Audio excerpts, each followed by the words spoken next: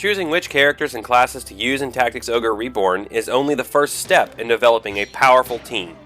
Just as important is actually building those characters in a way that maximizes their abilities, damage output, and defensive capabilities.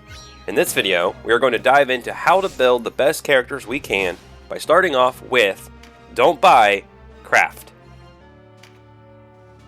The first thing we need to do when building our team is to make sure that they all have the absolute best equipment available to them. At first, we might make the mistake of thinking that if we buy the best weapons and armor we can, that will be good to go. But that would be wrong. The best weapons and armor can only be obtained through crafting. This is how we get access to the +1 weapons and armor. To be able to craft these, we first need to be in at least Chapter 2, and then we need to purchase all the available crafting recipes in the shop. Now we can scroll down to the crafting option while in the shop and choose what items, weapons, or armor we want to craft. Don't worry if you don't have all the ingredients in your inventory, as this menu allows you to automatically purchase everything you need to craft your selection, so long as it is stocked in the store. After upgrading everyone to the best weapons and armor currently available, what's the next step? Well, that would be to make sure that our character's spells and abilities match their elemental affinity. Now, I already mentioned in my beginner tips video how spellcasters need to use spells that match their affinity, but this also extends to melee and other ranged characters as well.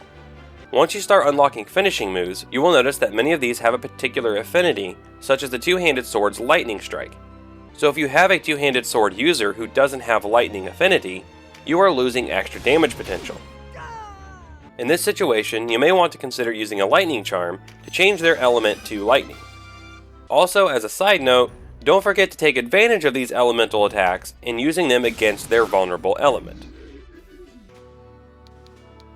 Next up, we need to make sure to keep our units equipped with the same weapon type.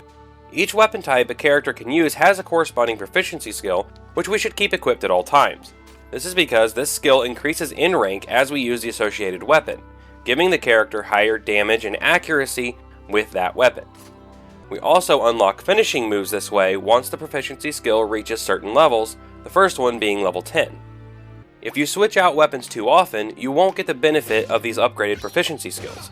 So when you set up a character, be sure to choose the weapon you want them to use early on.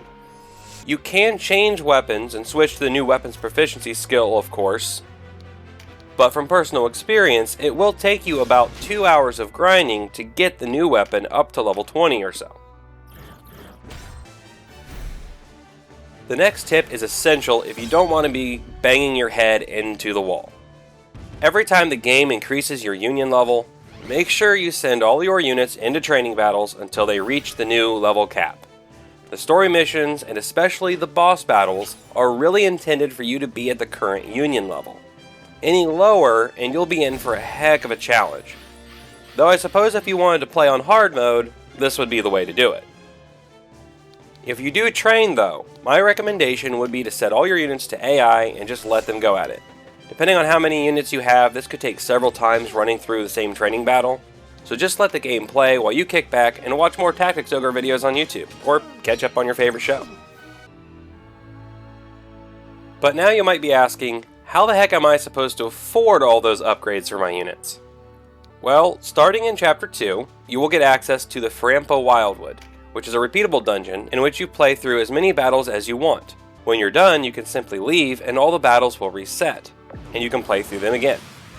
Playing through this area is a great way to build up funds to purchase new weapons, armor, and other items, and since everything resets when you leave, you can just keep coming back until you have all the money you will ever need. As another side note, this is also a great place to recruit dragons, beasts, fairies, and just about anything else that's recruitable.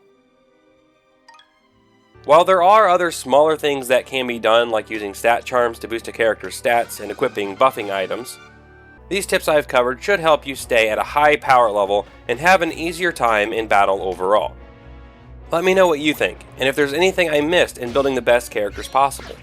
If you liked the video, please hit the thumbs up button to let me know, and to tell YouTube to recommend it to more people. Now that you know how to build characters, check out this video where I give you 5 classes to consider using in your party. Thank you so much for watching, have a great day, and keep on gaming.